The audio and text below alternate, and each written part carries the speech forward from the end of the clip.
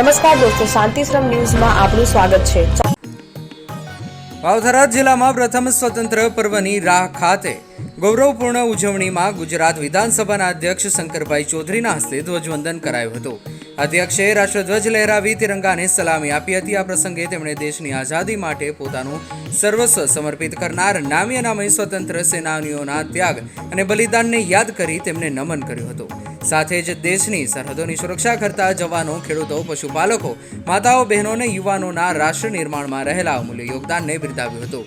અધ્યક્ષે જણાવ્યું કે થરાદ સીપુ, થરાદ ધાનેરા અને દિયોદર લાખણી પાઇપલાઇન મારફતે નર્મદા કેનાલના પાણીથી તળાવો ભરવા માટે રૂપિયા 2350 કરોડના ખર્ચની યોજનાઓની કામગીરી પ્રગતિમાં છે।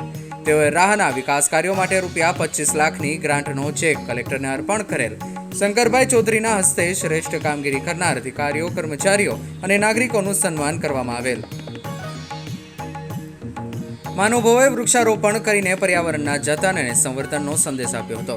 રાષ્ટ્રીય પર્વની આ શાનદાર ઉજવણીમાં જિલ્લાની વિવિધ શાળાના વિદ્યાર્થીઓ દ્વારા દેશભક્તિસભર સાંસ્કૃતિક કાર્યક્રમો તેમજ પોલીસના જવાનો દ્વારા શિસ્તબદ્ધ પરેડ કરી હતી, જેને નિહાળી ઉપસ્થિત લોકો મંત્રમુગ્ધ બન્યા હતા।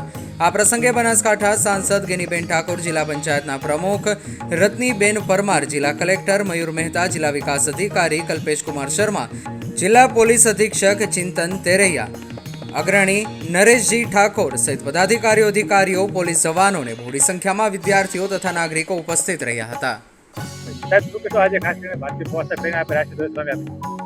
ભારતીય પોશાકમાં, હા, ભારતીયતા બધામાં દેખાય, એ ભાષામાં પણ દેખાય, ગુસ્સામાં પણ દેખાય।